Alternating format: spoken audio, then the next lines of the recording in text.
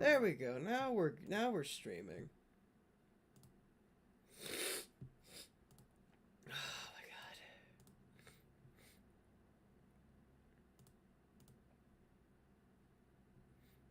god. And we are live. How are we feeling? I'm feeling like shit, but how y'all feeling?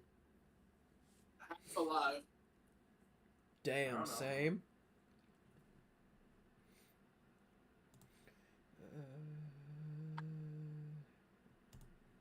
Go channel, check on this. Okay. So real quick, how do I share this link to other servers? Like, if I were to shill the stream, how do I do that? Talk about your Twitch link or YouTube link. Oh, okay, that's easy. Hold on. Because I wanted to share this with the other servers. You know, since it's my first stream. It's all for real, right? Tell you just how I feel, so wake up the room. Tough my nature, it feels so. Right, I gotta go to channel, then go to live. I wish it would let me fucking change the title of it midstream. I don't know how to do that. Oh wait, that's right. It's part of the broadcast itself. God damn it! How do I change that? Because it told me I needed a broadcast and it didn't. Fuck. How do I change that? Please help me. I don't know, share your screen. All right, give me a second. Entire screen.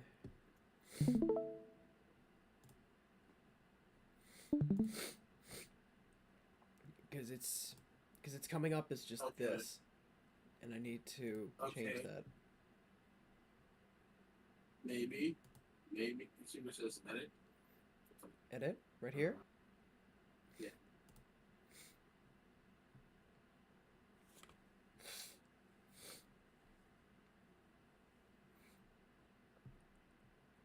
Oh, there we go. Thank you.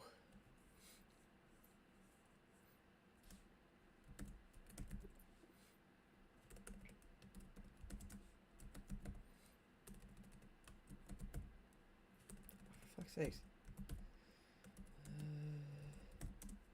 Fuck. So goddamn tired I can't even fucking type.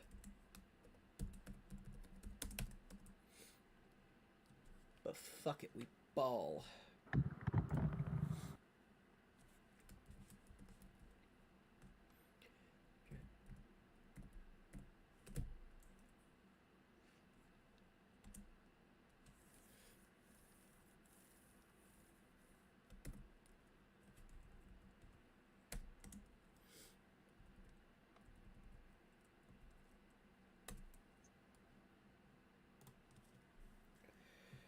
There.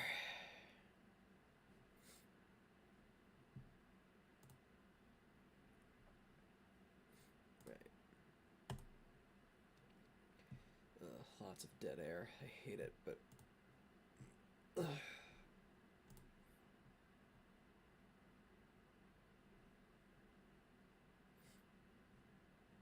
Okay. Oh, God damn it. Copy, paste. Come on.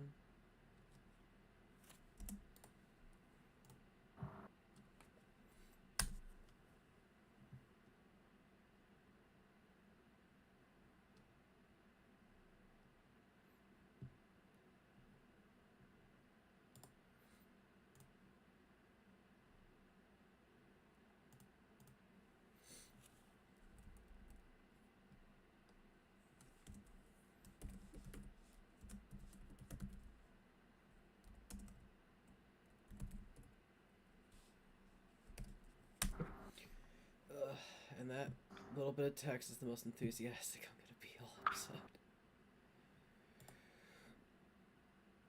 Usually, please. Call of Duty mod is so fucking terrifying.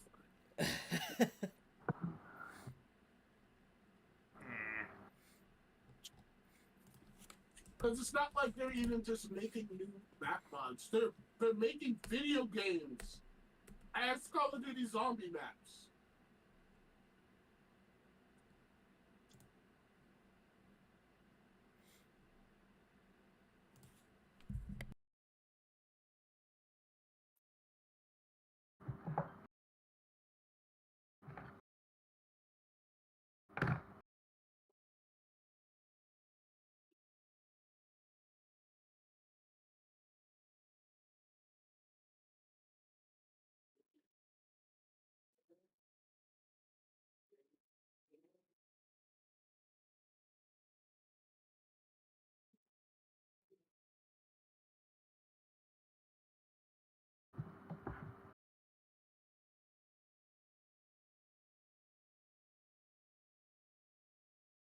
Okay. Just put them in the shilling and promo. I'll give them a few minutes. I need to give myself a few minutes. Fuck me. I picked the worst fucking day to start reading. But we're gonna do it. We're gonna do it.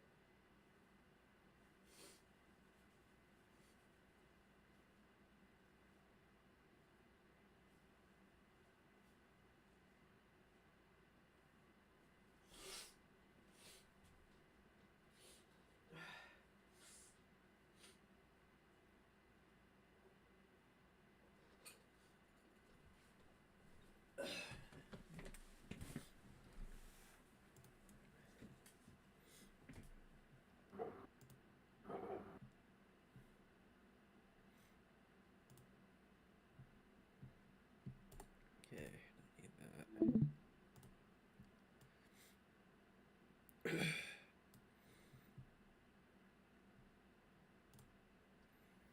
How's y'all days so far? Oh shit, I had a mental breakdown. I'm eating a sandwich. Mental breakdown, eating a sandwich. Damn. Living the life. As one does. As one does.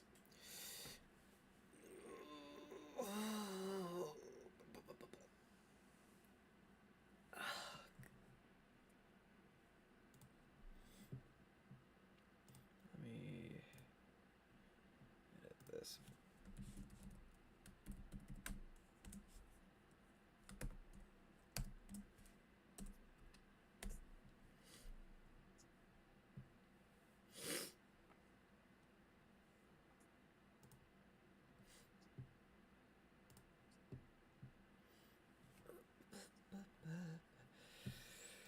Okay.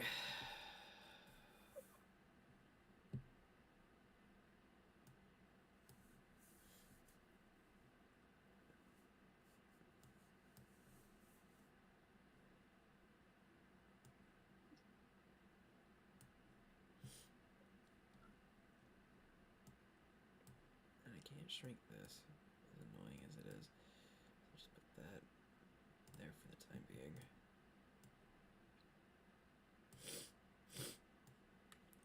Ugh, I know I'm being awfully quiet, but I'm just psyching myself up for this shit as much as I fucking can. Everything's just working against me. Not you guys, just everything. Okay. Because I know I talked about this a few months back, but how familiar are you guys with Interview with the Vampire, the movie? Very. Okay. Childhood favorite? Not really, no. Well, I meant Chris, because I think he said it, or Smokes, sorry. He said that it was a childhood favorite. I sadly, Yes, it was. I unfortunately never grew up with it. Didn't watch it until I was, well, into young adulthood. But I regret not seeing it, because it is a fucking spectacular movie. So for context, right? Mm-hmm. Mm-hmm. my family had a bunch of like random DVDs. My dad was a big horror nerd, Mm-hmm. and Right. I was just and when I was like I don't know 12, 13, I was just looking for the house for anything with fucking watch, Mm-hmm. and then I just found Interview with the Vampire. Right. This is back. This is back when we had the store in New York named Kiss Electronics, Oh, okay. and they would sell like movies for like $5. Wow. Fucking wow. So I would go in and out. They closed down Heartbreaking. during COVID, Yeah. so you know how that goes. Yeah. But that's where I got the entire collection of Final Destination movies. Oh. And then shit myself because the Final Destination, because I had watched every Final Destination except for one. Wow. I've not seen a single one of those movies yet. I gotta catch up. They're they're fun. Just turn off your brain a little bit, you know? Yeah. Well, I figure that's kind of what it was. It's like, it's tongue-in-cheek with how, like, well, it's meant to be like a thriller horror, but it's not like, like, the whole point is that it's shock value, but that's the fun of it. Like, we're being aware of that. We know what we're selling you, and we're not gonna be disingenuous about it. Yeah. I can respect that, actually, to an extent. I can respect that. But the thing about Final Destination is that you know how when you have a main menu for DVDs, which we don't have anymore because Yes, I missed it. I literally watched a video last night of like the Matrix menu DVD. Like they are so fucking sick, unironically. Like they are basically. Oh, sorry. Yeah. When you get the chance, look at Final Destination. Look at the one for Final Destination 1. It's so fucking eerie. Like, it's like somebody's in the house with you. Should I straight up show that? I could... Oh, dude, do it. It's terrifying. Okay, hold on. Let me... It's one of the many things that fucking fueled my anxiety as a kid. Now I'm a grown man who fucking carries around a weapon whenever he fucking watches, not even horror movies, just like fucking horror theories on YouTube now.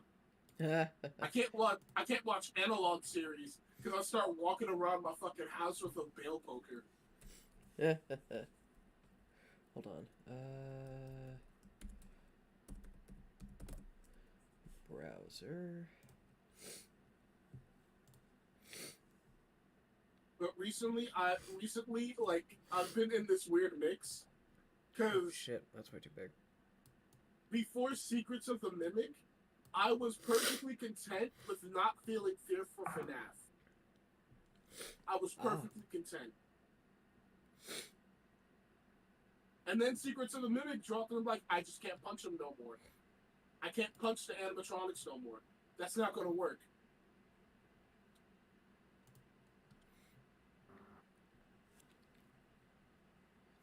So what am I looking for here? So I'm looking for Final Destination menu.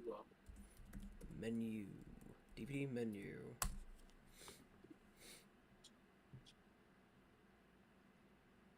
Is there a particular one? Just the first one. Okay.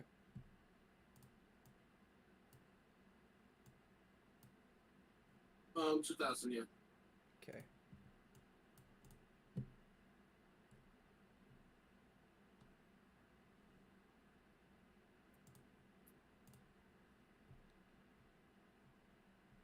I think that's the wrong one. Is this not it? Check to see if it's Final Destination 2, because that's not the right one. Because the one I'm talking about is in a house where it shows all the... Oh. Okay, let me go back. This one?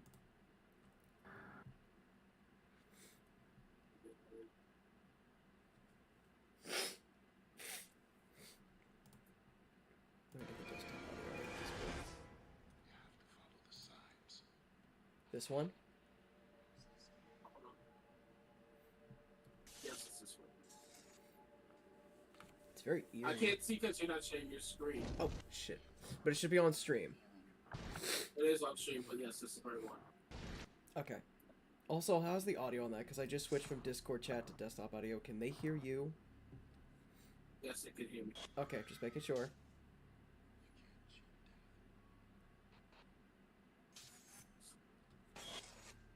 But yeah, so you know what's the worst part about this? What?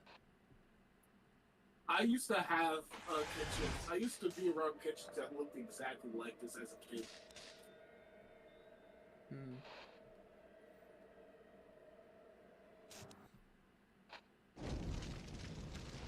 But yeah, the Final Destination I watched the most was 3 because that was always on TV as a kid. Huh. Something you need to learn about Final Destination 3. They really fucking hated the cast. Like the director, or or like the story in the movie? A little bit of both, I believe. Ah. How so? So there was a scene with the main heroine, right? Mhm. She starts crying after receiving a vision of shit to come. Mhm. And but it came up unexpectedly. So Mhm. the director was like, "Oh, dude, that's fire. Let's do that shit again." And she just couldn't cry on command, so they spent 3 days filming, Oh. forcing her to cry over and over again. Poor girl. Well, that's the nature of the It is what business. What it is. And then I will never forget how they had a roller coaster device where where it fucking made you sit upside down on like this little roller coaster gondola thing, and and one of the guys just got stuck on it for a bit. So you had to film actively while the blood's rushing to your head. Oh wow.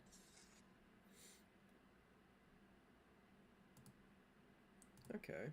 Interesting. God, I love Final Destination 3. And it turns out, for the DVD release, they made it so that there are alternate ways for everyone to die. Ah. Which was kind of crazy, not gonna lie. Hmm. It also revealed how it also revealed articles in the newspaper. Like there was a feature where you could read like the newspaper, so you could get like deep lore. Mhm. Yeah, and then I learned that the crew from Final Destination 2, after they survived all the ordeals, they got packed up by a wood chipper, and I got mad. Ah.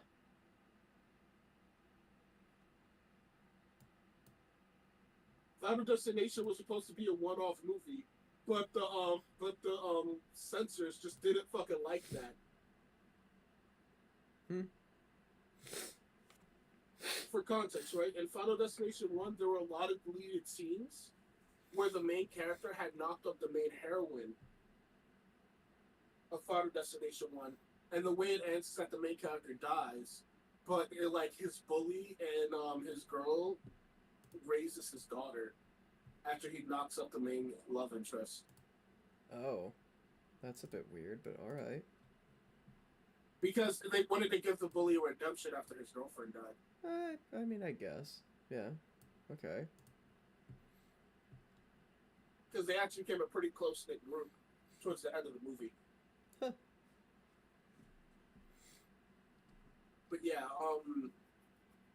But yeah, that was supposed to break the cycle of death. Getting knocked up as a teenager and having a baby. Jesus Christ.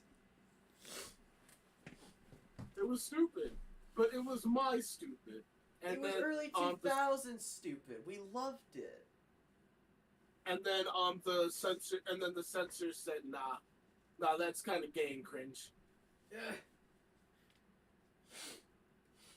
What did they replace it with?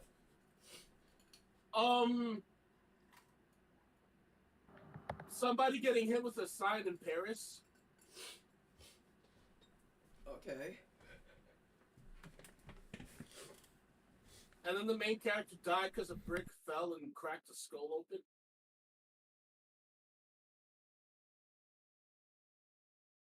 I'm so dead ass. That's how the main character died. Huh. This man was on fucking high alert, getting electrocuted with like power cables and shit. Okay.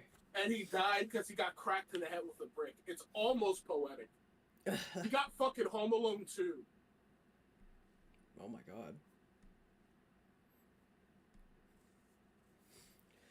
Okay, but that's a bit of a long tangent, but we're at least familiar with the movie.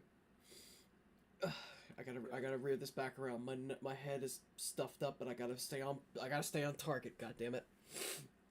We're familiar enough with at least the Interview with the Vampire movie, but it is probably safe to say that maybe not a lot of people are familiar. Well, hell, people are probably more familiar with the god awful AMC Interview with the Vampire show than they might be with the Interview with the Vampire book. If you bring that up again, I'll hit you with a rolling death cradle. Fuck you, I'll embrace it. Anyways,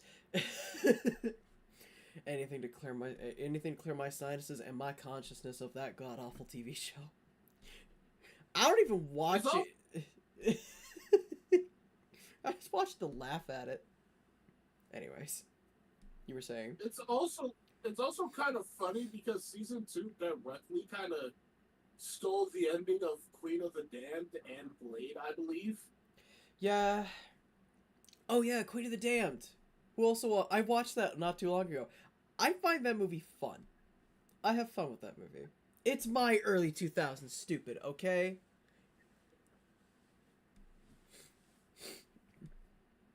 I just imagine Louis in the background just fucking shaking his head at all this shit. I think he actually is. In the book, it's described that I think Lestat could like read his consciousness, but he doesn't want to invade it. I can't quite remember. Well, on that subject, the reason why I actually wanted to start streaming, and the reason why I wanted to do this specifically, is that people may be at least tangentially familiar with the Interview with the Vampire book, but may not know much about the Vampire Chronicles. I was one of them. After doing some research of my own, and actually getting my hands, as of yesterday, getting the 4th book in the series, The Tale of the Body Thief, like a personal hand copy of this, I wanted you all to join me as we read through, at the very least, at least the first couple books, or at least the first few, and then we would cap it off with the Interview with the Vampire itself to get a sense of the sense of the series, because one little detail in particular about the series is that from the first book, or after the first book, from the Vampire Lestat onwards, it takes a radically different perspective shift and even a bit of a tone shift from the very first book, which is an interesting thing if we're going to talk about adaptation. Yeah, it starts off like this fucking grim. I'm tired of being what you want me to be, and it ends up with Lestat being Anne Rice's clearly favorite character, and just doing whatever the fuck he wants. It kind of becomes that. I won't lie. Lestat does become very powerful by the end of like the Queen of the Damned alone, but again, we'll have to get there. My quest for at least the next few sessions is to at least get a taste of the Vampire Lestat, the book, and the character, and even talk about specifically the adaptations of the original book, the original movie, tangentially the TV show, but I'm probably not going to lean so heavily on that limb because it's a bit dead and necrotic, and I kind of wanted to just lay there and die. But that's besides the point. And the Queen of the Damned, the movie, because I brought this up specifically on my server when we all watched those two movies together, is that they are an interesting case of adaptation, because even the first movie isn't 100% faithful directly to the book. Not 100%. It's pretty close, but not 100%. There are diverging points and details. I want you to humor me and read some of the later titles. Oh, I will. If I could get my hands on them, I will, because because I read this off on the server, but for everyone watching this on the stream, there are some interesting titles that I would actually like to get my hands on. Let's start off from after the Queen of the Damned. The Tale of the Body Thief. Memnoch the Devil, the Vampire Yes. Armand, Merrick, Of course. Blood and Gold, Blackwood Farm, Blood What the fuck Canticle, happened to that farm? I do not know, Prince Lestat, and the one we all were interested in, Prince Lestat and the Realms of Atlantis. I'm so curious. I need to know. I do too, but all in good time. All in good time. If I could get my hands on it. If I could get my hands you on it, think- I would. Do you think Lestat takes Louis and all of his exes I to fucking Atlantis? I just think there's like an Avengers Assemble version of going to Atlantis. Trying I to was- fight the fight. was gonna think of it more like Atlantis the Lost Empire crossed with like a vampire equivalent of the Shibuya incident from JJK. But instead of Sukuna, like it's just all-powerful Lestat just fucking around to find the Atlantean equivalent of like Akasha. God rest I Leah. just- no, no, no. God rest her No, soul. no, no. I just imagine it's the journey to Atlantis, but it's mixed with an episode of Jerry Springer. Vampire Jerry Springer. It'll read like the best Persona 5 fucking fanfic, I swear to God.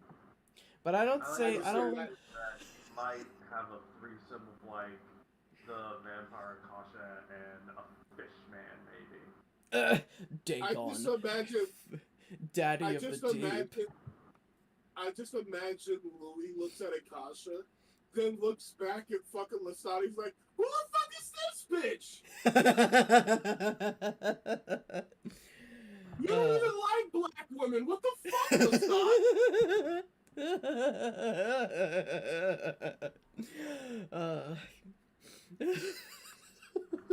You can do a lot of things with a fish tail. Oh God. Oh, we fucking fish bitches. This is Dagon, and this is his sister, Deshelle. Daughter of the Deep Ones, and a deep one she is, Louis. Louis is just fucking done with this shit. He backs back 30 I'm going to times. join our daughter in vampire hell, Lestat. Goodbye. And he throws himself into the fire. Poor Louis. I actually feel bad for him. He's the most human out of the vampires. Even Lestat, as late as the tale of the body thief, fucking admits that. He was the most beautiful and the most human of the immortals. And that's why Lestat's he gay loved and him. Louis has good dick. That's all that was. Well, we'll see. We'll have to see. We'll have to look the gift horse right in the mouth. That's a weird analogy. Lestat had really bad post-nut clarity. He was sitting there laying in bed thinking about, damn, I really fumbled the bag with Louis. Anyways, Out we here have fun singing with Earthquake by Tyler, the Creator. Don't leave. Okay, Fuck you. okay, back. Stay on target, boys. Let's stay on target. I want to, at least for now, go through. Well, let's say there's at least a good beginning prologue section about when Lestat wakes up, and a first few of the chapters regarding his. Hold on. Let me find the piece. Particularly the first part of his actual autobiography, because the first distinction I want to make about this is that, and the reason why I actually want to tackle Interview with the Vampire last, is that Interview with the Vampire, both in the series and in the story, is a bit of an, I don't want to say oddball, and more so it stands out, particularly. Interview with the Vampire is the basis for everything within the Vampire Chronicles, but it stands out both tonally and also it has a different focus. The first book, if people did not know, the reason why Anne Rice wrote Interview with the Vampire specifically was as a way to, in a very similar manner of something like James O'Barr when he envisioned and created The Crow. it was a way to fuel her the grief of her daughter, that her 5-year-old daughter that she had lost to, I believe, either leukemia or cancer. I can't remember the exact detail, but I know that she lost her daughter, and through that grief, she wanted to make. She decided to put that emotion, put that grief into a work of fiction that became Interview with a Vampire, because that's what the story of Claudia apparently is meant to parallel. It's her feelings and representation of it, and how she longed for her again. She missed her daughter. But when you go from the Vampire Lestat onward, the tone is rapidly different, and you can feel that because Interview with the Vampire, the very first book, was written in was published in 1976. The Vampire Lestat was published in 1985, I want to say. Yeah, 1985. So a good 8.5 to 9 years difference from the first book to this one, and for the rest of the books here on in, they are much more closer from publication. And I believe the reason why she went back to continue the series like she did, I think it is a very similar manner to something like how Sir Arthur Conan Doyle returned to the character of Sherlock Holmes after initially effectively killing him off, because so many people wanted to see the great detective return. And I think something similar happened here, because you can tell Anne's voice in the prose is a lot different. The perspective shift from Louis to Lestat is a very stark contrast, both in personality and in prose. And from where the series goes on here, it seems more like Anne Rice decided, you know what? I don't want to be stuck in grief. I want to have a bit of fun. And you know what? I think I get that. I think I can. I can understand that. From what I understand of it, is that Anne Rice was using this as a way to fuel her feelings of Loss. of loss, interest, of loss, Mm-hmm. and she was using it to fuel her feelings of lost kinship with God. And as she went on writing, she found God again. It's kind of a weird religious experience. Yeah, I think you're right, because there is actually, especially in the first book, especially with Louis, is that his relationship to God, his feelings of God, and that on some level, I think he still, despite him being an undead, he doesn't. What's the right word I'm looking for? He doesn't defame God. He doesn't. I guess you could say blaspheme. I believe, because even in the movies, he never curses God for his existence. He only curses himself. And on some level, I think he would actually beg God for forgiveness, because the man is Louis himself at the start of the book, and a distinct choice in the movie, from the loss of his brother to the loss of his wife and daughter, is also more so cursing himself and actually begging God for forgiveness, effectively. Also another thing that I kind of realized that the AMC show forgot to touch upon. Yes. Out of a lot of things, which one particularly is it? So there was a scene where, the AMC show refused to actually touch upon the fact that Louis' brother thought he was straight up talking to the Virgin Mary. Yes. Now in the show, I blame mostly the direction the actor was given, but they wanted to play it up as that he was basically fucking crazy, where in the book, it's actually left ambiguous. It's left ambiguous whether his brother was actually literally seeing visions, or he actually was. He effectively was crazy. No. He was seeing hallucinations. But something that I wanted to talk about was that in the show, they don't bring up the fact that angelic statues watch them. Exactly. That was the thing in the movie. It was briefly touched upon. Granted, that was kind of a fucking terrifying feature. Yeah, it was. Actually, yes. In retrospect, it kind of is, because the funny thing is that detail specifically in the book, I believe, is more so meant to highlight the enhancement of his senses, Not that it was literally that an angel statue was watching him, but you could in a weird way, upon retrospect, like, you know what, that actually makes sense. Considering there are vampires, there are witches, there are, I think, effectively Demons. there are demons in this setting. I could believe that angels actually did witness Louis' fall, and it's like, oh, you poor soul. I could actually see that in retrospect actually working, and that actually could just very well be the case. which, which, in my humble opinion, Hmm.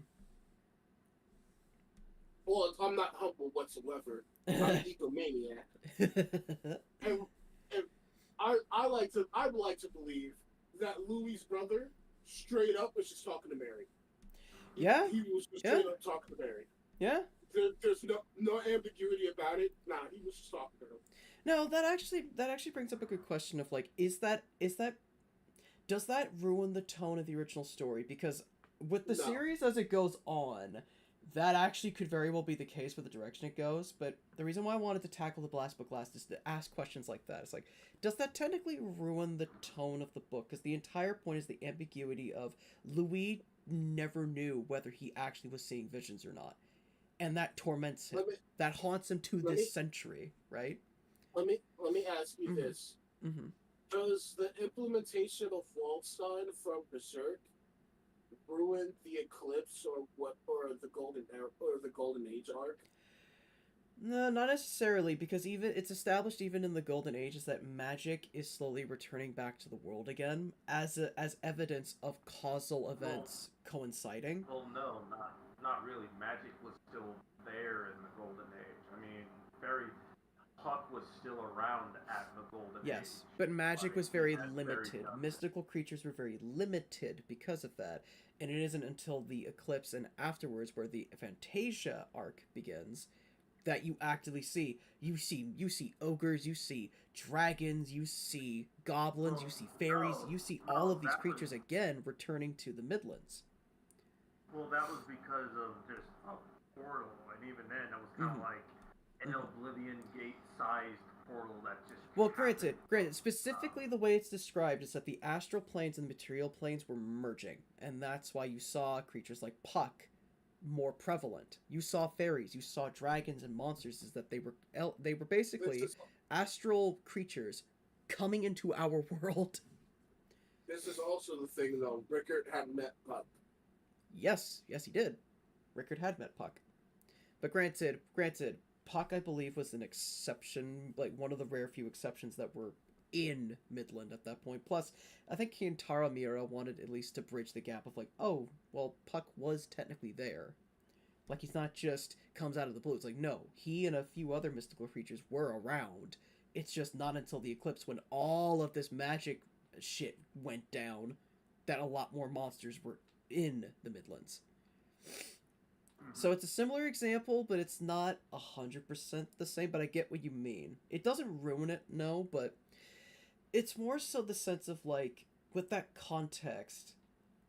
It's a hint that something is off. That's what I Yeah, mean. no, no, you're right. That's a good point. Mm, I What guess you're that could still saying work. is Lestat having sex with Akasha opened up the supernatural portal. No. Yes, Oh yes. God. Oh, well, we'll Let's get to let's that. start let's start giving Oh, Akasha oh, his B. God. Let's start giving Akasha his BWC. It's Had resurrected the demons, brought forth the body thief, and made the witches come out of hiding right before Atlantis opened its borders. That's how that works. well, well, we'll see, won't we? So what you're saying is it's like one big massive cleanup that he did, like a post nut housekeeping. A Okay. post-nut cosmic conjunction. Post nut apocalypse is what I Post-nut like to call it. apocalypse.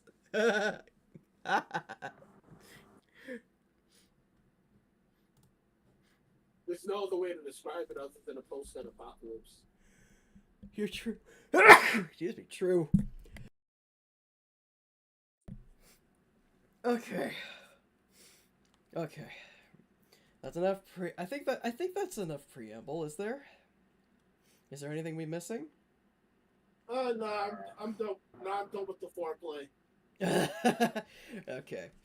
Okay. You want to share your screen so that way we don't Sure. have the book, alright? I know. I don't have a PDF of it. I wish I did. Well, what I can do is this. Let me find some ambience actually. Once that won't get me fucking copyright struck. I need some good ambience. I need some good ambience. What is some good? Just play the fucking Dark Souls 1 fucking ambience or Majula ambience. Okay, actually, you know what? You know what? I might actually do that. Dark Souls. Put some fucking. Ambience. If you felt bored enough, just type in Silent Hill ambience or like Nostromo ambience. Ooh, that's actually not a bad idea. Hold on. Let me look at this one real quick.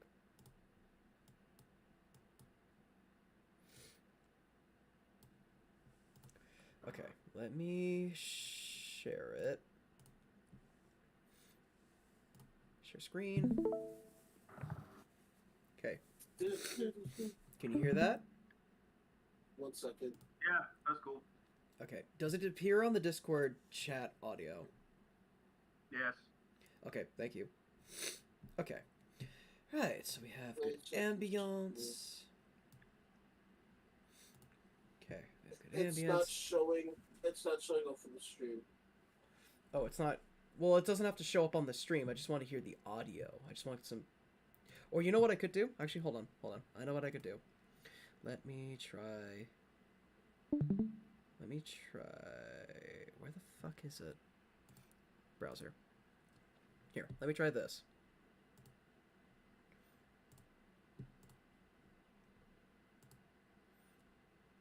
There. Can you hear this? Give me a second.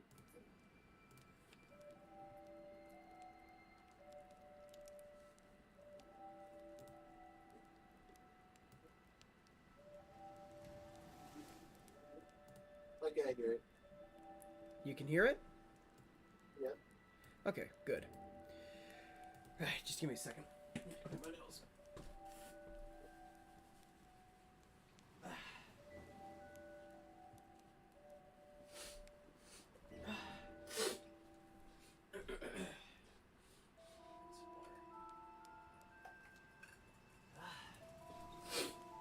I'm gonna need to find a better way to incorporate this music, but I'll worry about that later. Okay. Let us begin. The Vampire Lestat by Anne Rice. Please don't sneeze. Please don't sneeze. Okay. Downtown Saturday night in the 20th century, 1984. I am the Vampire Lestat. I'm immortal. More or less. The light of the sun, the sustained heat of an intense fire, these things might destroy me. But then again, they might not. I'm 6 feet tall, which was fairly impressive in the 1780s when I was a young mortal man. It's not bad now. I have thick blonde hair, not quite shoulder length, and rather curly, which appears white under fluorescent light. My eyes are gray, but they absorb the colors blue or violet easily from surfaces around them.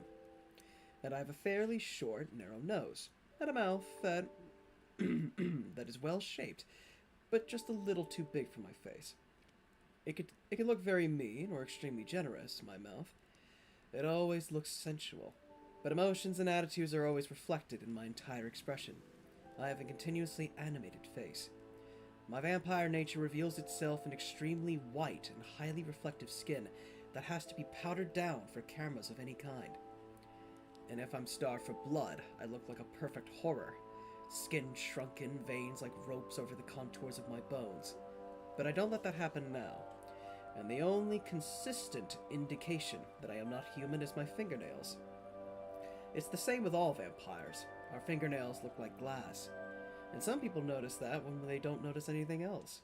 Right now, I am what America calls a rock superstar. My first album has sold 4 million copies. I'm going to San Francisco for the first spot on a nationwide concert tour that will take my band from coast to coast. MTV, the rock music cable channel, has been playing my video clips night and day for 2 weeks. They're also being shown in England on Top of the Pops and on the continent, probably in some parts of Asia and in Japan. Video cassettes of the whole series of clips are selling worldwide. I am also author of an autobiography, which was published last week. Regarding my English, the language I use in my autobiography, I first learned it from a flat boatman who came down the Mississippi to New Orleans about 200 years ago. I learned more after that from the English language writers, everybody from Shakespeare through Mark Twain to H. Rider Haggard, whom I read as the decades passed. The final infusion I received from the detective stories of the early 20th century in the Black Magazine. The Adventures of Sam Spade by Dashiell Hammett and Black Mask were the last stories I read before I went literally and figuratively underground. That was in New Orleans in 1929. When I write, I draft into a vocabulary that would have been natural to me in the 18th century into phrases shaped by the authors I've read. But in spite of my French accent, I talk like a cross between a flat boatman and Detective Sam Spade, actually. So I hope you'll bear with me when my style is inconsistent. When I blow the atmosphere of an 18th century scene to smithereens now and then. I came out into the 20th century last year. What brought me up were two things. First, the information I was receiving from amplified voices that had begun their cacophony in the air around the time I lay down to sleep. I'm referring here to the voices of radios, of course, and phonographs and later television machines. I heard the radios in the cars that passed in the streets of the old garden district near the place where I live. I heard the phonographs and TVs from the houses that surrounded mine. Now, when a vampire goes underground, as we call it, when he ceases to drink blood and he just lies in the earth, he soon becomes too weak to resurrect himself, and what follows is a dream state. In that state, I absorb the voices sluggishly, surrounding them with my own responsive images as a mortal does in sleep. But at some point during the past 55 years, I began to remember what I was hearing, to follow the entertainment programs, to listen to the news broadcasts, the lyrics and rhythms of the popular songs. And very gradually, I began to understand the caliber of the chances that the world had undergone. Hold on a second, just pause real quick. My nose is bothering me.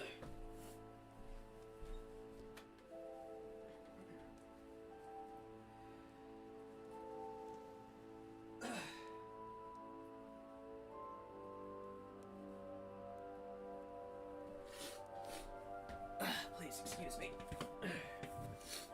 Alright, where was I? I began listening for specific pieces of information about wars or inventions, certain new patterns of speech. Then a self-consciousness developed in me. I realized I was no longer dreaming. I was thinking about what I heard. I was wide awake. I was lying in the ground and I was starved for living blood. I started to believe that maybe all the old wounds I'd sustained had been healed by now. Maybe my strength had come back. Maybe my strength had actually increased as it would have done with time if I'd never been hurt. I wanted to find out. I started to think incessantly of drinking human blood. The second thing that brought me back, the decisive thing really, was the sudden presence near me of a band of young rock singers who called themselves Satan's Night Out. They moved into a house on 6th Street, less than a block away from where I slumbered under my own house on Britannia near Lafayette Cemetery, and they started to rehearse their rock music in the attic sometime in 1984. I could hear their whining electric guitars, their frantic singing. It was as good as the radio and stereo songs I heard, and it was more melodic than most. There was a romance to it in spite of its pounding drums. The electric piano sounded like a harpsichord. I caught images from the thoughts of the musicians that told me what they looked like, what they saw when they looked at each other and into mirrors. They were slender, sinewy, and altogether lovely young mortals, beguilingly androgynous and even a little savage in their dress and movements, 2 male and 1 female. They drowned out most of the other amplified voices around me when they were playing, but that was perfectly all right. I wanted to rise and join the rock band called Satan's Night Out. I wanted to sing and to dance. But I can't say that in the beginning there was great thought behind my wish. It was rather a ruling impulse, strong enough to bring me up from the earth. I was enchanted by the world of rock music. The way the singers could scream of good and evil, proclaim themselves angels or devils, and mortals would stand up and cheer. Sometimes they seemed the pure embodiment of madness, and yet it was technologically dazzling, the intricacy of their performance. It was barbaric and cerebral in a way that I don't think the world of ages past had ever seen. Of course, it was a metaphor, the raving. None of them believed in angels or devils, no matter how well they assumed their parts. And the players of the old Italian commedia had been as shocking, as insensitive, as lewd. Yet it was entirely new, the extremes to which they took it, the brutality and the defiance, and the way they were embraced by a world from the very rich to the very poor. Also, there was something vampiric about rock music. It must have sounded supernatural even to those who don't believe in the supernatural. I mean, the way the electricity could stretch a single note forever, the way harmony could be layered upon the way harmony could be layered upon harmony until you felt yourself dissolving in the sound. So eloquent of dread it was, this music. The world just didn't have it in any form before. Yes, I wanted to get closer to it. I wanted to do it. Maybe make the little unknown band of Satan's Night Out famous. I was ready to come up. It took me a week to rise, more or less. I fed on the fresh blood of the little animals who live under the earth when I could catch them. Then I started clawing for the surface, where I could summon the rats. From there, it wasn't too difficult to take felines and finally the inevitable human victim, though I had to wait a long time for the particular kind I wanted, a man who had killed other mortals and showed no remorse. One came along eventually, walking right by the fence. A young male with a grizzled beard who had murdered another in some far-off place on the other side of the world. True killer, this one. And oh, that first taste of human struggle and human blood. Stealing clothes from the nearby houses, getting some of the gold and jewels I'd hidden in the Lafayette Cemetery, that was no problem. Of course, I was scared from time to time. The stench of chemicals and gasoline sickened me. The drone of air conditioners and the whine of the jet planes The jet planes overhead hurt my ears. But after the third night up, I was roaring around New Orleans on a big black Harley-Davidson motorcycle, making plenty of noise myself. I was looking for more killers to feed on. I was looking for more killers to feed on. I wore gorgeous black leather clothes that I'd taken from my victims, and I had a little Sony Walkman stereo in my pocket that fed Bach's Art of the Fugue through tiny earphones right into my head as I blazed along. I was the vampire Lestat again. I was back in action.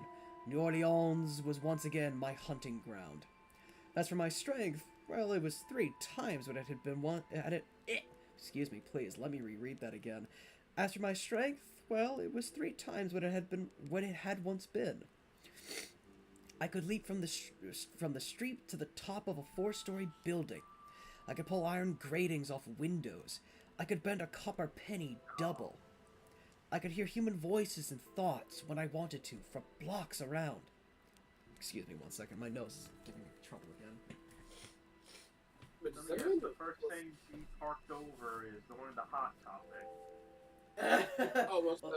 Well, remember, this is the 80s. This is the 80s. Yeah, so he probably went to the Marilyn Manson store and robbed him blind before going to Harley Davidson and just buying the most obnoxious 6-muffler fucking motorcycle. Well, no, it says that he stole the clothes and the bike, but maybe he bought the Walkman. I don't know. Hold on a second. Oh, so he stole the Harley Davidson and the clothes, but the Walkman, that's too cheap for him.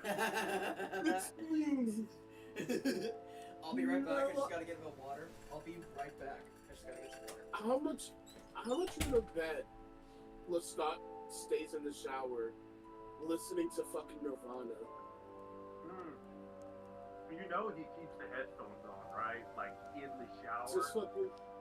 And it's no locks on doors and bring your friend. He gets real stink face about it too. Mm-hmm. Somebody has to explain to him how to use a fucking laptop.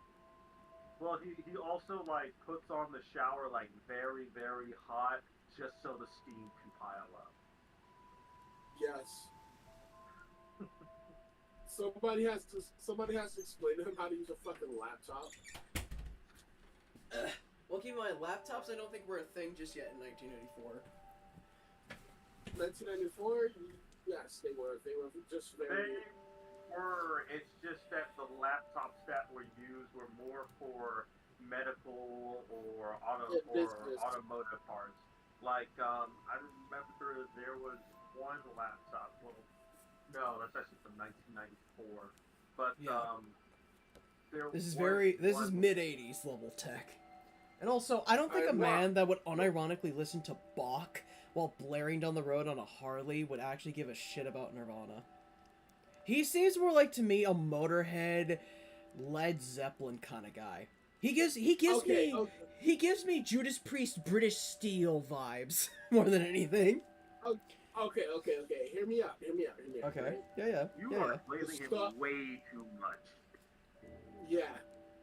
Second, Lestat would very much listen to Nirvana. You know the fucking music Lestat was making. Lestat would listen to hard Marilyn Manson and Nirvana. Hold on. All Are day, you every day. hold on? Are you going on the Queen of the Damned movie interpretation?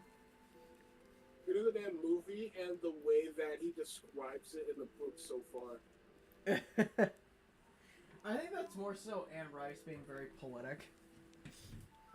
Or trying to be very poetic about the rock music of that time. I feel like Because remember, I feel grunge like was not a thing yet. Not until 1991.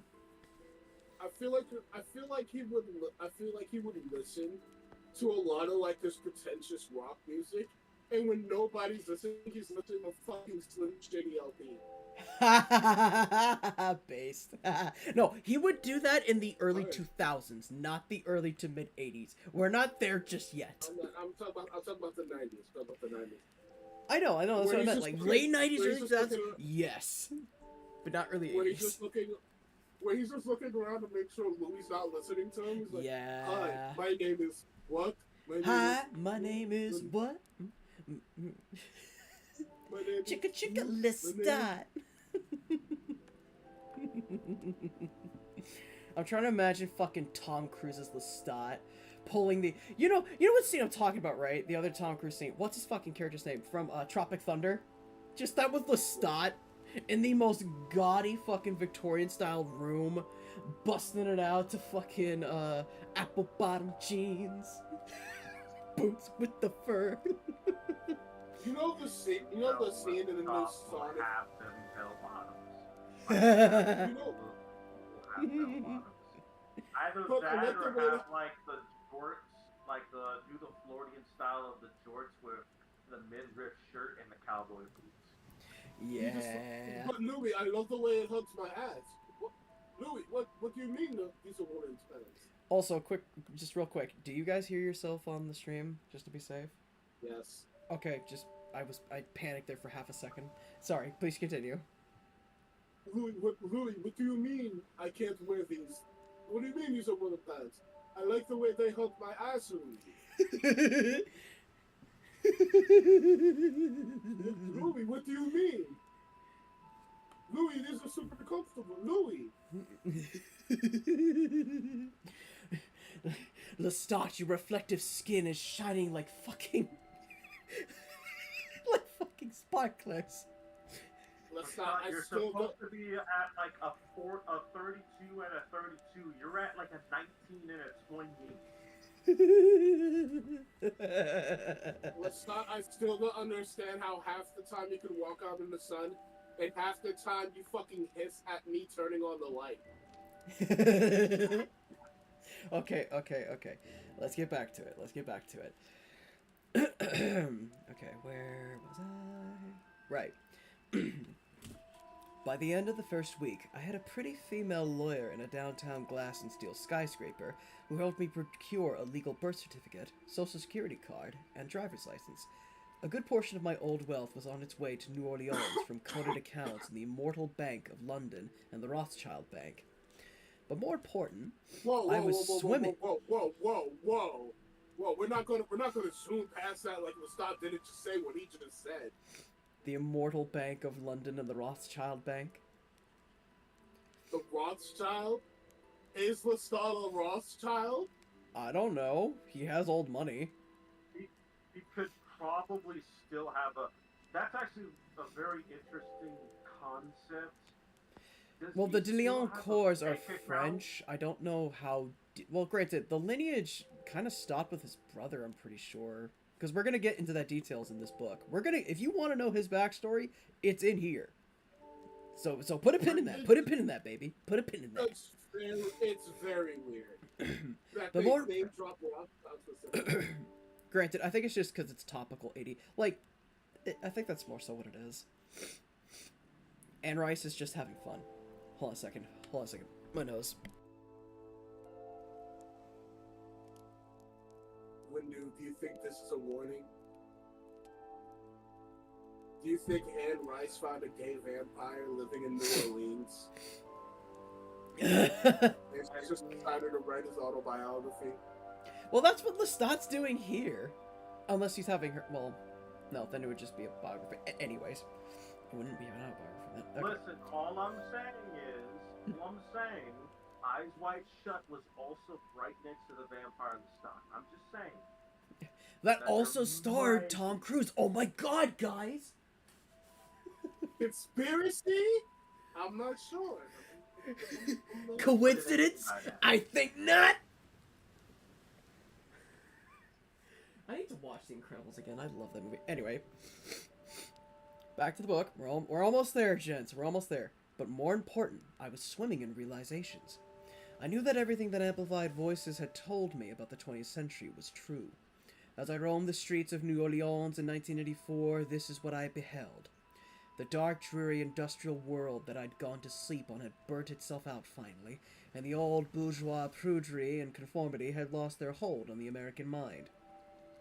People were adventurous and erotic again, the way they'd been in the old days, before the great middle-class revolutions of the late 1700s. They even looked the way they had in those times. The men didn't wear the Sam Spade uniform of shirt, tie, grey suit, and grey hat any longer. Once again, they costumed themselves in velvet and silk and brilliant colors if they felt like it. They did not have to clip their hair like Roman soldiers anymore. They wore it any length they desired. And the women, the women were glorious, naked in the spring warmth as they'd been under the Egyptian pharaohs, in skimpy short skirts and tunic-like dresses, or wearing men's pants and shirts skin tight over their curvaceous bodies if they pleased. They painted and decked themselves out in gold and silver, even to walk to the grocery store. Or they went fresh scrubbed and without ornament. It didn't matter. They curled their hair like Marie Antoinette, or cut it off or let it blow free. For the first time in history, perhaps, they were as strong and as interesting as men. And these were the common people of America, not just the rich who had always achieved a certain androgyny, a certain joie de vivre that the middle-class revolutionaries called decadence in the past. The old aristocrat... Oh? Lestat just bit someone who did cocaine. It is. Well, I don't know if blood potency is a thing like it is in Vampire the Masquerade 5th edition, but... Because this man is rambling on and on like a cokehead. Granted, he's high on life. Lestat is full of himself. He's high on his own sauce. He's high on something. Yeah, he's high off his own ass. Anyways. The old aristocratic century... Okay. Like he's rambling on and on. Like I he know. Just did a lot. Like he just did a key bump in the bathroom. I know. Just bear with me. We're only halfway. Just bear with me. My nose is bothering me. The old aristocratic sensuality now belonged to everybody. It was wed to the promises of the middle-class revolution, and all people had a right to love and to luxury and to graceful things. Department stores had become palaces of near oriental loveliness. Merchandise displayed amid soft-tinted carpeting, eerie music, amber light. In the all-night drugstores, bottles of violet and green shampoo gleamed like gems on the sparkling glass shelves. Waitresses drove sleek, leather-lined automobiles to work. Dock laborers went home at night to swim in their heated backyard pools. Chairwomen and plumbers changed at the end of the day into exquisitely cut and manufactured clothes. In fact, the poverty and filth that had been common in the big cities of the earth since time immemorial were almost completely washed away. You just didn't see immigrants dropping dead of starvation in the alleyways. There weren't slums where people slept 8 and 10 to a room. Nobody threw the slops in the gutters. The beggars, the cripples, the orphans, the hopelessly diseased were so diminished as to constitute no presence in the immaculate streets at all. Even the drunkards and lunatics who slept on the park benches and in the bus stations had meat to eat regularly, and even radios to listen to, and clothes that were washed. But this was just the surface. I found myself astonished by the more profound changes that moved this awesome current along. For example, something altogether magical had happened to time. Something altogether magical had happened to time. The old was not being routinely replaced by the new anymore. On the contrary, the English spoken around me was the same as it had been in the 1800s. Even the old slang, "the coast is clear," or "bad luck," or "that's the thing," was still current. Yet fascinating new phrases like "they brainwashed you" and "it's so Freudian" and "I can't relate to it" were on everyone's lips. In the art and entertainment worlds, all prior centuries were being recycled.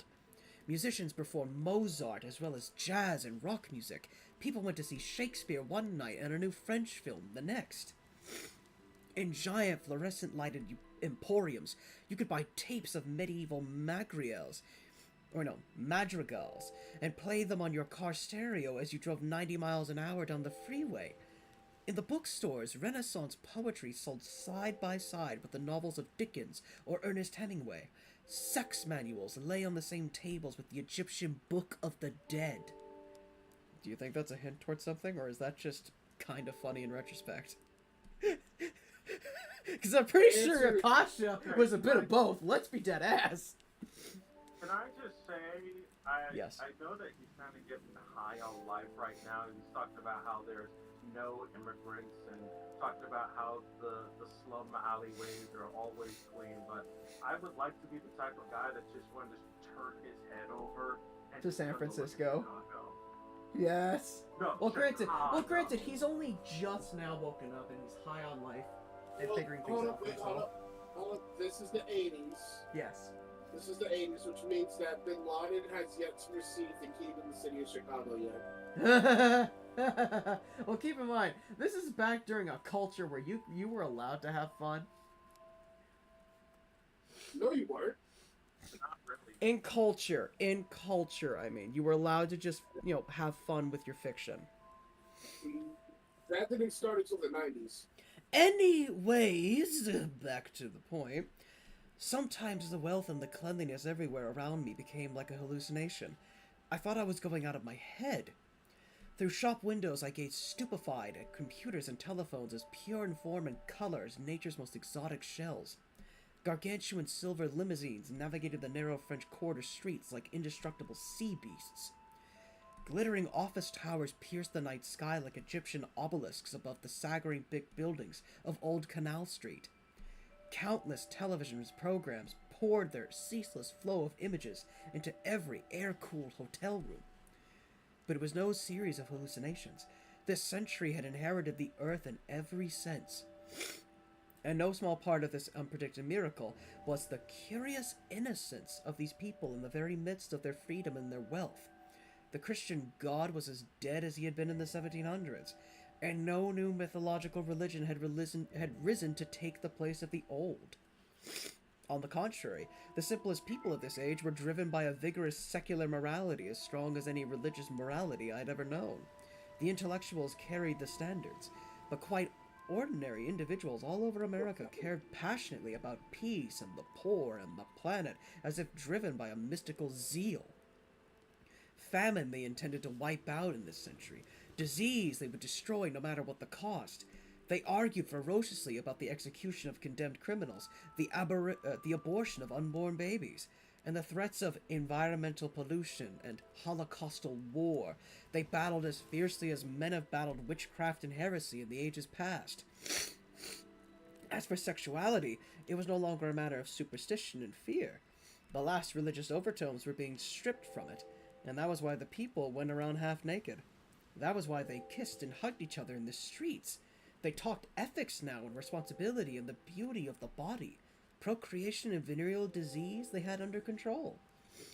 Ah, the 20th century. Whoa. Ah, the Okay, turn of the great Lestat. wheel. It had outdistanced my wildest dreams of it, this future. It had made fools of grim prophets of ages past. I did a lot of thinking about this sin, this secular morality, this optimism. This brilliantly lighted world where the value of human life was greater than it had been before. Give me a second. I need to clear my nose real quick. Anne Rice really went deep into the Kool-Aid and then went back to Christ is King. That's crazy work. Well, granted, Lestat would do that, unironically. That's Yeah, what but it vampirism doesn't is! To be fair, with the amount of glazing that you have with like women being almost bare naked, I'm pretty sure Anne Rice just went to a hippie convention and then turned to Christ. Like the first minute she started smelling a little bit of that devil's cabbage, she's like, yeah, I'm gonna turn to Christ. Like, she sounds like, goddamn, she sounds just as out of touch as the start, bro. Like, golly. Remember, this is a piece of fiction.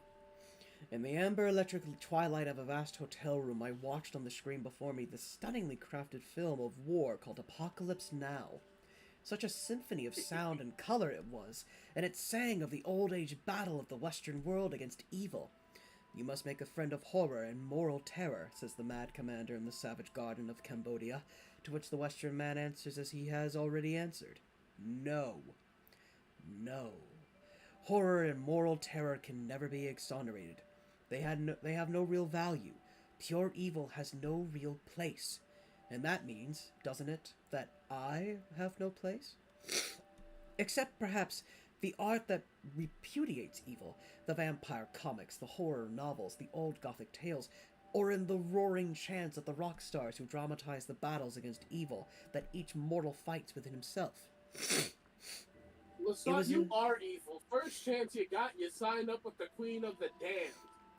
We'll get to That that. bitch literally started combusting niggas, bro. I don't want to hear it. Okay, careful. We'll get there. Put a pin in that. It was enough to make an old world monster go back into the earth. This stunning irrelevance to the mighty scheme of things. Enough to make him lie down and weep. Or enough to make him become a rock singer, when you think about it. But where were the old world the other old world monsters? I wondered. How did other vampires exist in a world in which each death was recorded in giant electronic computers and bodies were carried away to refrigerated crypts? Probably concealing themselves like loathsome insects in the shadows as they have always done, no matter how much philosophy they talked or how many covens they formed. Well, when I raised my voice with the little band called Satan's Night Out, I would bring them all into the light soon enough. I continued my education. I talked to mortals at bus stops and at gas stations and in elegant drinking places. I read books. I decked myself out in the shimmering dream skins of the fashionable shops. I wore white turtleneck shirts and crisp khaki safari jackets, or lush gray velvet blazers with cashmere scarves. I powdered down my face so that I could pass beneath the chemical lights of the all-night supermarkets, the hamburger joints, the carnival thoroughfares called nightclub strips. I was learning. I was in love. And the only option I had was that murderers to feed upon were scarce. In this shiny world of innocence and plenty, of kindness and gaiety and full stomachs, the common cutthroat thieves of the past and their dangerous waterfront hangouts were almost gone. And so I had to work for a living. But I'd always been a hunter. I liked the dim, smoky pool rooms with the single light shining on the green felt as the tattooed ex-convicts gathered around it as much as I liked the shiny, satin-lined nightclubs of the big concrete hotels. And I was learning more all the time about my killers, the drug dealers, the pimps, the murderers who fell in with the motorcycle gangs. And more than ever, I was resolute that I would not drink innocent blood. Finally, it was time to call upon my old neighbors, the rock band called Satan's Night Out. Give me a second. My fucking nose. Okay. This is a McDonald's. Sir, this is a McDonald's drive-thru. Can you please... I'm not finished there, young man. You know for a fact he's put to every piece of the menu. He started figuring out the McDouble, he did the McChip, he did the McChicken, He was got baffled, primed flummoxed, I say, to the McRib. What is this Okay. make a lobster that you're talking? Okay. We're over the halfway point. Let's keep going. At 6:30 on a hot, sticky Saturday night, I rang the doorbell of the Ew. attic music studio. The beautiful young mortals were all lying about in their rainbow-colored silk shirts and skin-tight dungarees, smoking hashish cigarettes and complaining about their rotten luck getting gigs in the South. Found the gay alley. Got it. They looked like biblical angels with their long, clean, shaggy hair and feline movements. Their jewelry was Egyptian. Even to rehearse their painted even to rehearse, they painted their faces and their eyes. I was overcome with excitement and love just looking at them. Alex and Larry and the succulent little tough cookie. And in an eerie moment in which the world seemed to stand still beneath me, I told them what I was. Nothing new to them, the word vampire. In the galaxy in which they shone, 1,000 other singers had worn the theatrical fangs and the black cape. And yet it felt so strange to speak it aloud to mortals, the forbidden truth. Never in 200 years had I spoken it to anyone who had not been marked to become one of us. Not even to my victims did I confide it before their eyes closed. And now I said it clearly and distinctly to these handsome young creatures. I told them that I wanted to sing with them, that if they were to trust to me, we would all be rich and famous. That on a wave of preternatural and remorseless ambition, I should carry them out of those rooms and into the great world. Excuse me, please. Their eyes misted as they looked at me, and the little 20th century chamber of stucco and pasteboard rang with their laughter and delight. I was patient. Why shouldn't I be? I knew I was a demon who could mimic almost any human sound or movement. But how could they be expected to understand? I went to the electric piano and began to play and to sing. I imitated the rock songs as I started, and then old melodies and lyrics came back to me, French songs buried deep in my soul, yet never abandoned, and I wound these into brutal rhythms, seeing before me a tiny, crowded little Paris theater of centuries ago. A dangerous passion welled in me. It threatened my equilibrium. Dangerous that this should come so soon. Yet I sang on, pounding the slick white keys of the electric piano, and something in my soul was broken open. Never mind that these tender mortal creatures gathered around me should never know. It was sufficient that they were jubilant, that they loved the eerie and disjointed music, that they were screaming, that they saw prosperity in the future, the impetus that they had lacked before. They turned on the tape machines and we began singing and playing together, jamming as they called it. The studio swam with the scent of their blood and our thunderous songs. And then came a shock I had never in my strangest dreams anticipated, something that was as extraordinary as my little revelation to these creatures had been. In fact, it was so overwhelming that it might have driven me out of their world and back underground. I don't mean I would have gone into deep slumber again, but I might have backed off from Satan's night out and roamed about for a few years, stunned and trying to gather my wits. The men, Alex, the sleek, delicate young drummer, and his taller, blonde-haired brother, Larry, recognized my name when I told them it was Lestat. Not only did they recognize it, but they connected it with a body of information about me that they had read in a book. In fact, they thought it was delightful that I wasn't just pretending to be any vampire. Or Count Dracula. Everybody was sick of Count Dracula. They thought it was marvelous that I was pretending to be the vampire Lestat. Pretending to be the vampire Lestat? I asked. They laughed at my exaggeration, my French accent. I looked at all of them for a long moment, trying to scan their thoughts. Of course, I hadn't expected them to believe I was a real vampire, but to have read of a fictional vampire with a name as unusual as mine? How could this be explained? But I was losing my confidence. And when I lose my confidence, my powers drain. The little room seemed to be getting smaller, and there was something insectile and menacing about the instruments, the antenna, the wires. "Show me this book," I said. From the other room they brought it, a small pulp paper novel that was falling to pieces. The binding was gone, the cover ripped, the whole held the whole held together by a rubber band. I got a preternatural chill of sorts at the sight of the cover. Interview with the Vampire. Something to do with a mortal boy getting one of the undead to tell the tale. With their permission, I went into the other room, stretched out onto their bed, and began to read. When I was halfway finished, I took the book with me and left the house. I stood stock still beneath a street lamp with the book until I finished it. Then I placed it carefully in my breast pocket. I didn't return to the band for 7 nights. During much of that time, I was roaming again, crashing through the night on my Harley-Davidson motorcycle with the Bach Goldberg variations turned up to full volume. And I was asking myself, Lestat, what do you want to do now? Give me a second, my nose is messing with me.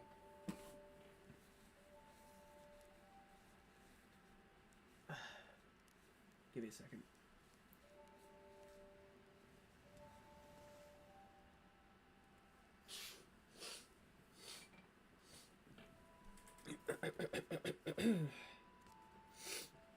Let me continue. Oh, my fucking nose will let me. During much of that time, I was roaming again, crashing through the... Oh, sorry. And the rest of the time, I studied with a renewed purpose. I read the fat paperback histories and lexicons of rock music, the chronicles of its stars. I listened to the albums and pondered in silence the concert videotapes. And when the night was empty and still, I heard the voices of Interview with the Vampire singing to me, as if they sang from the grave. I read the book over and over, and then in a moment of contemptible anger, I shredded it to bits. Finally, I came to my decision. I met my young lawyer, Christine, in her darkened skyscraper office with only the downtown city to give us light. Lovely she looked against the glass wall behind her, the dim buildings beyond forming a harsh and primitive terrain in which 1,000 torches burned. It is not enough any longer that my little rock band be successful, I told her. We must create a fame that will carry my name and my voice to the remotest parts of the world. Quietly, intelligently, as lawyers are wont to do, she advised me against risking my fortune. Yet, as I continued with maniacal confidence, I could feel her seduction, the slow dissolution of her common sense. The best French directors for the rock video films, I said. You must lure them from New York and Los Angeles. There is ample money for that, and here you can find the studios, surely in which we will do our work. The young record producers who mix the sound after. Again, you must hire the best. It does not matter what we spend on this venture. What is important that it be orchestrated, that we do our work in secret until the moment of revelation when our albums and our films are released with the book that I propose to write. Finally, her head was swimming with dreams of wealth and power. Her pen raced as she made her notes. And what did I dream of as I spoke to her? Of an unprecedented rebellion, a great and horrific challenge to my kind all over the world. These rock videos, I said, you must find directors who will realize my visions. The films are to be sequential. They must tell the story that is in the book I want to create. And the songs, many of them I've already written. You must obtain superior instruments, synthesizers, the finest sound systems, electric guitars, violins. Other details we can attend to later. The designing of vampire costumes, the method of presentation to the rock television stations, the management of our first public appearance in San Francisco, all that in good time. What is important now is that you make the phone calls, get the information you need to begin. Hold on a second. Ugh, my fucking nose. Why? I'm making good progress. Why are you doing this to me? Ugh.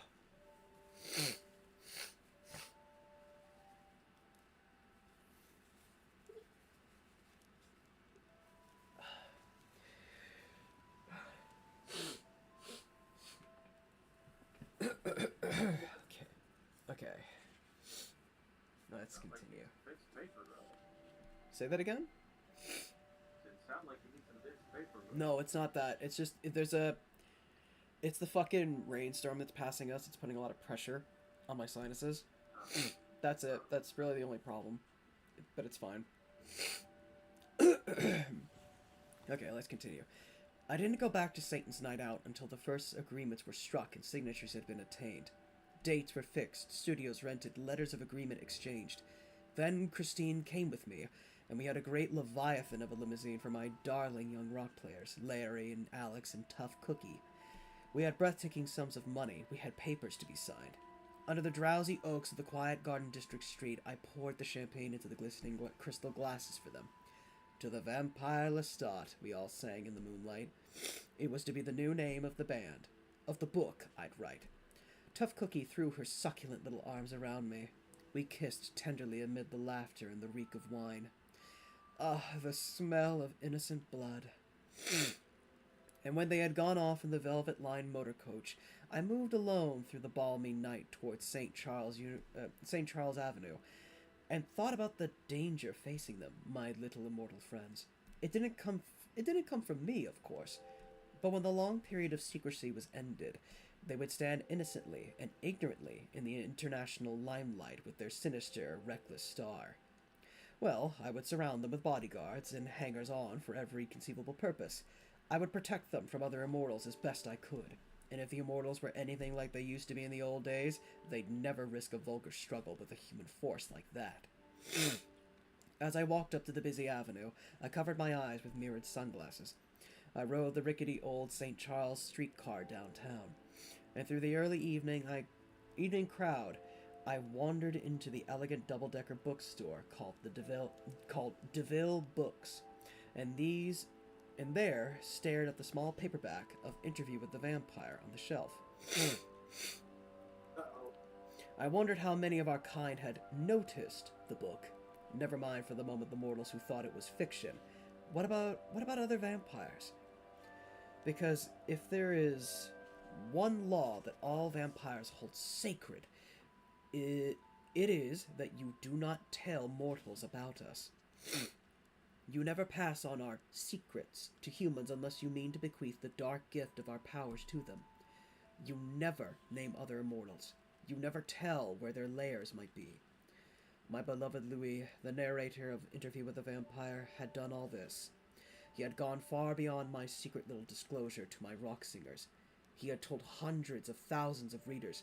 He had all but drawn them a map and placed an X on the very spot in New Orleans where I slumbered. Though what he really knew about that, and what his intentions were, was not clear. Regardless, for what he'd done, others would surely hunt him down. And there are very simple ways to destroy vampires, especially now. If he was still in existence, he was an outcast and lived in a danger from our kind that no mortal could ever pose. All the more reason for me to bring the book and the band called the Vampire Lestat to fame as quickly as possible. I had to find Louis. I had to talk to him. In fact, after reading his account of things, I ached for him. Ached for his romantic illusions, and even his dishonesty. I ached even for his gentlemanly malice and his physical presence, the deceptively soft sound of his voice. Of course I hated him for the lies he told about me, but the love was far greater than the hate. He had shared the dark and romantic years of the 19th century with me. He was my companion, as no other immortal had ever been. And I ached to write my story for him, not an answer to his malice in Interview with the Vampire, but the tale of all the things I'd seen and learned before I came to him, the story I could not tell him before. Old rules didn't matter to me now, either.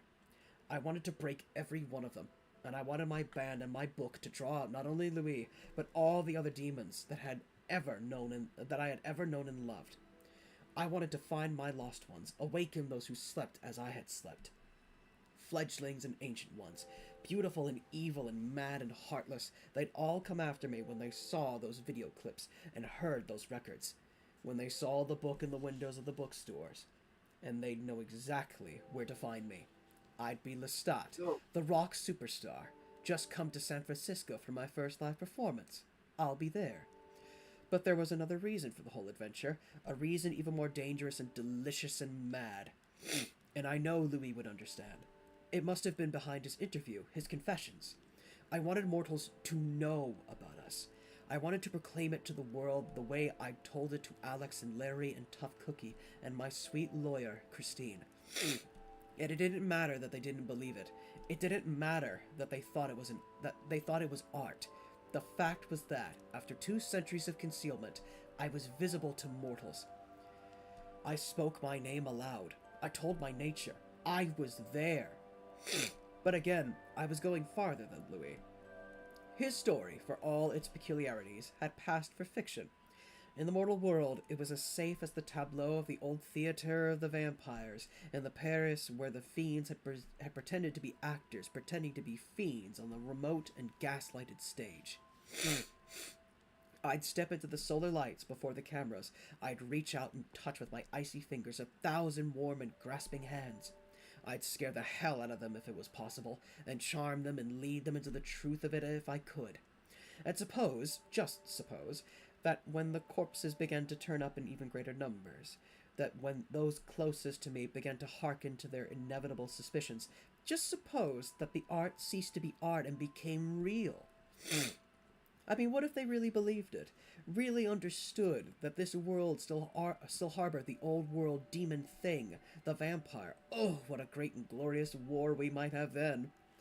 We would be known, and we would be hunted, and we would be fought in this glittering urban wilderness, as no mythic monster has ever been fought by man before. How could I not love it, the mere idea of it? How could it not be worth the greatest danger, the greatest and most ghastly defeat? Even at the moment of destruction, I would be alive as I had never been before. But to tell the truth, I didn't think it would ever come to that. I mean, mortals believing in us. Mortals have never made me afraid. It was the other war that was going to happen, the one in which we'd all come together, or they would all come to fight me. That was the real reason for the vampire, Lestat. That was the kind of game I was playing. But that other lovely possibility of real revelation and disaster, well, that added a hell of a lot of spice. Out of the gloomy waste of Canal Street, I went back up to the stairs to my room in the old-fashioned French Quarter Hotel. Quiet it was, and suited to me, with the vieux carré spread out beneath its windows. Hold up. Lestat, you messy bitch. What's that? Lestat is a messy bitch. Hear me out, right? He becomes a rock star, protects his fucking crewmates like they're his fucking ducklings, Yes. gets super high on life, sees this book written by Louis, and then immediately starts crashing out, writing a book doxing all vampires. All vampires. And for what? And for what? Louis just happy without you? Is that why? No, it's more so that he just wanted to do what Louis did, but even further. I want to go even further and further. I'm not just gonna piss on the earth, I'm gonna go higher. I'm pissing on the moon! He's not gonna fuck you, little bro. Like, it's not. Anyways, let me finish this. We're damn near finished with the prologue. Just let me finish this last bit. Quiet it was, and suited to me, with the vieux carré spread out beneath its windows, the narrow little streets of Spanish townhouses I'd known for so long. On the giant television set, I played the cassette of the beautiful Visconti film, Death in Venice. An actor said at one point that evil was a necessity. It was food for genius. I didn't believe that, but I wish it were true. Then I could just be Lestat, the monster, couldn't I? And I was always so good at being a monster. Oh well. I put a fresh disk into the portable computer word processor, and I started to write the story of my life. And that is the end of the prologue for the Vampire Lestat. So, comments, questions, concerns, gentlemen. What have we learned, and what do we think of this? I want to hear your thoughts. He's a pampered person. Lestat is messier and clingier than my exes. Well, granted, he hasn't said anything sexually tinged, mind you. He is the sexually tinged. Well, he's French. That's not the same thing. Anyways. He heard about Louis for 5 seconds and immediately start crashing out. He read the book. He speed read the first half of the book, which is at least book 1 and 2. At least talking about his time with Louis and of Claudia. and immediately left the band for a week. Excuse me, please. That's good. Thank you. It's been worse all day. Oh my god, Icewater, I love you. Like my whole thing is Louis. Like, Lestat, you know where to find Louis. He's like 5 blocks away from you. I actually don't think they mentioned that. Because I think Louis does travel the world. So I don't think just yet he has the ability to sense other vampires from a very, very great distance just yet. That's more of a book 3 thing. The AMC show kind of fucked that up. To an embarrassing degree, I'll admit. To an embarrassing degree. They made Lestat way too powerful, way too fast. Like, he is basically Prince Lestat, reborn vampire, husband of Akasha power, by, like, word go of the AMC show. And it's super fucking weird. Like, that's really weird. Because at this point, keep in mind, he already drank a bit of Akasha's blood. But he's not powerful. Not super, super powerful. Not yet, anyways. Because if that was the case, wouldn't Louis and fucking Claudia be really, really powerful in the AMC show? That doesn't make any sense. That's actually one very big note I want to make about the chronology, about the events of Lestat's history. Because Lestat, for all intents and purposes, is the main character of the series. Of at least the Vampire Chronicles, at least. Well, Louis is a grade A crash out, so yeah, Louis is kind of painfully powerful. Well, I mean, I guess. Reminder, Louis killed a bunch of vampires, each with their own gifts, with nothing but gasoline, a match, and a scythe.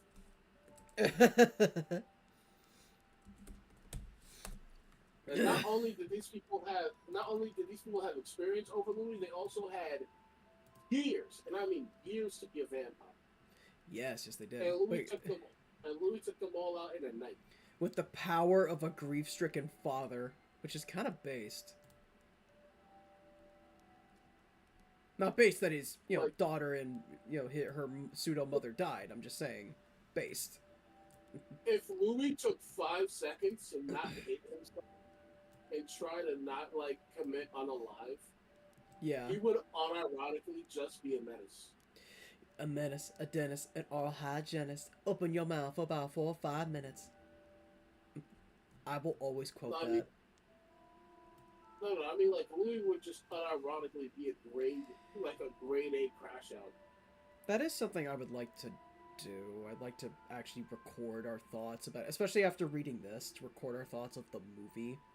And maybe even the show, but again, I don't want to torture you with that. I might just torture myself and someone else with it. Hell, maybe I'll get Carl to do it with me. I don't know. I don't think he would want to do that. I'm so genuinely curious to see if Anne Rice has the balls to admit, or have fucking reincarnations of people that fucking knew Lestat, just fucking press the shit out of him. Maybe. I actually have no idea. Granted, I will say this. To contrast this with another personal favorite vampire franchise, Vampire the Masquerade has a lot more crazy fucking lore than this. Robin Hood, Odin, and, fucking who else? Wasn't Judas? No, not Judas. Cain were vampires, remember?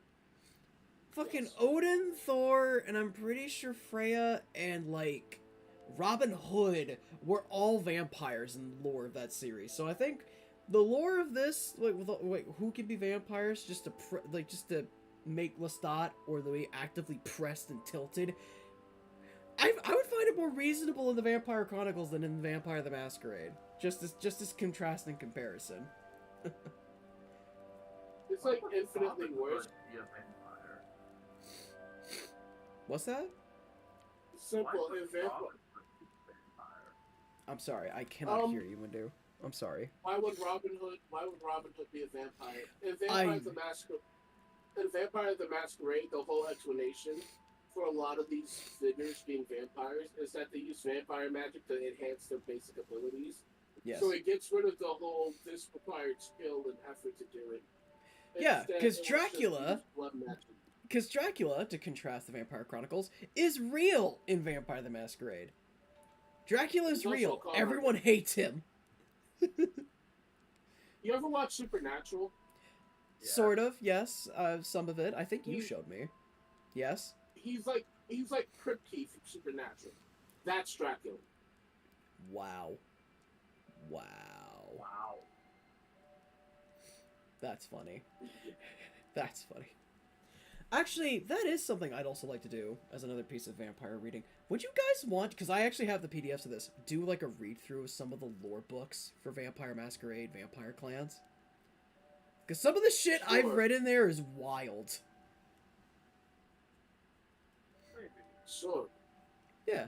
Like, that'll be a special thing. We can make that a special thing.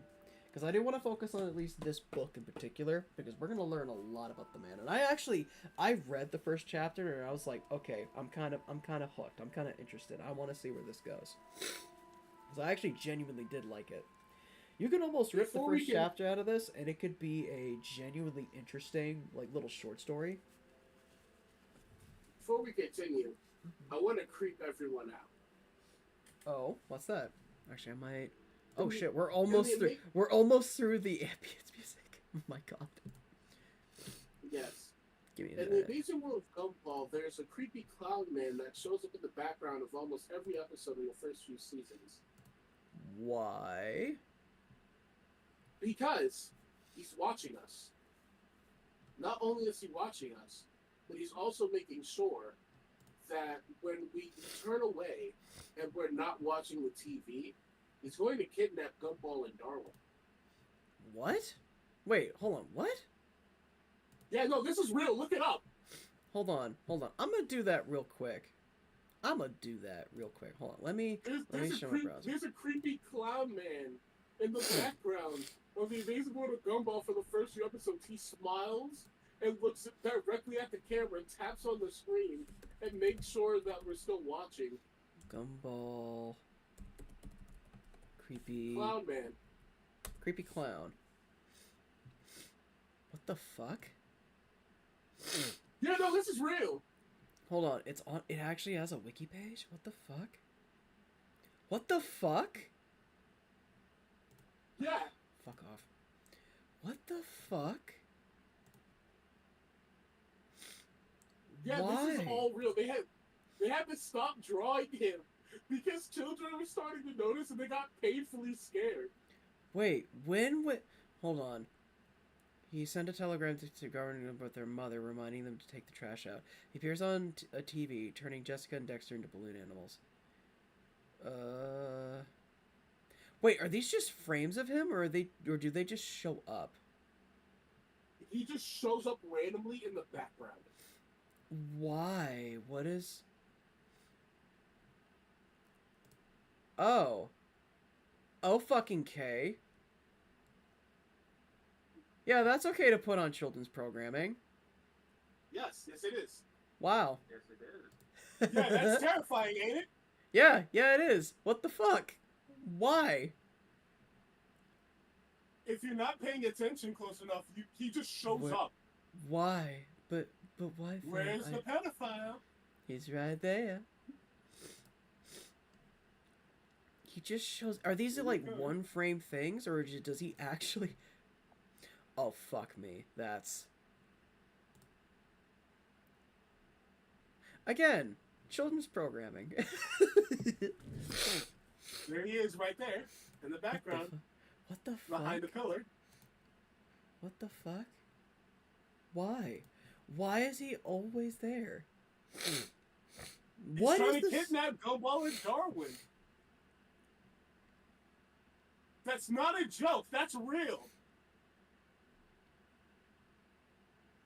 Okay, but where do we learn that? Who told us that? the creators. Oh. Oh, fucking K.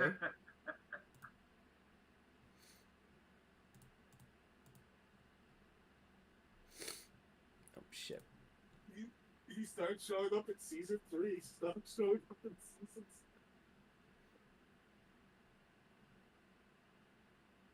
6. Huh. Interesting. Yeah, dude, this shit is terrifying. Interesting. Because I did not want to show that. Okay.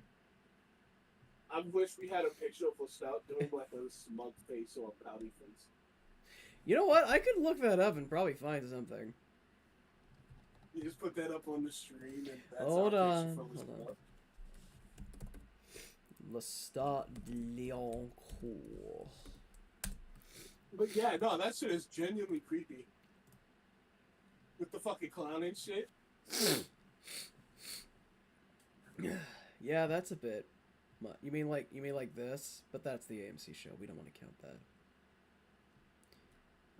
Yeah. The AMC actor is not a bad No, actor. he's not. He's not. Like, as he's just given weird I prefer direction him. and an awful script. Like, It's- he's actually the only one I care about is Sam Reed himself. Like, his acting. I like it. It's funny because I prefer him more than the Queen of the Damned actor. Yeah, I don't mind him, but he doesn't quite have the same sauce that even Tom Cruise had. Because I love Tom Cruise's Lestat. He does really good in it. Like, he is my Lestat. Like, I try to... Like, the one thing I could try to do if my nose isn't killing me, is that I would want to try a bit of an impression of his sort of inflection as Lestat, but I don't think that's easy to do while reading it. I wish I could, because it's actually really fun.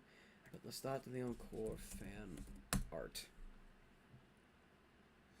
Well, don't show fan art, bro. Like, Oh wait, no, you're right. No, you're right. That is a bad idea. That is a bad idea. That's how we shit. get kicked off. That's how we get kicked off of YouTube. No, you're right. No, you're right. I want a good one. What's a good one? Again, I wanted him to do smug face or like a pout. well, let's think about that later. Okay, Let's but yeah, Well, that's fine. We'll I'll do look that for it next later. time for sure. Next time on the drip feed. Anyways, what any other thoughts, comments, questions, concern? The Lestat just comes off as a petty bitch. I mean, he kind of is. Have you seen the way he acted in the first fucking movie? Have you seen the way he acts? Oh shit. Well, I'm gonna have to actually cut it there for Okay. now. That's fair. I might pause it here because this was a good introductory episode at the very least. Yeah. This was a good introduction episode. Okay. If any of you want to follow me, here are my social links. It's hard to actually put in specifically a... Actually, hold on. It's hard to actually put in, like, built-in links for these sorts of things. But they're there. But they are there. You can follow me on YouTube, Twitch, and Twitter, or X, or whatever the fuck you want to call it. It's been, I mean, it was a fun first episode. I've never done this sorts of thing before. And I thank everyone for joining me. This was interesting. This is fun. I just wish I had more people.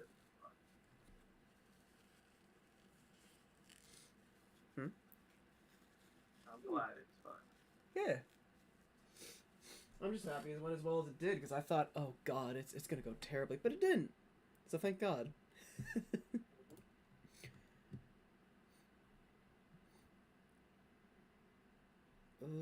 Okay.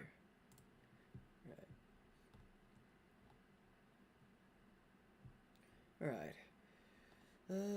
I can probably start ending stream now. Is there nothing else you guys want to say? Anything? let's start getting on my last damn nerve. Leave that man Louis alone. He don't want you. And with that, I will bid all of you a fair adieu.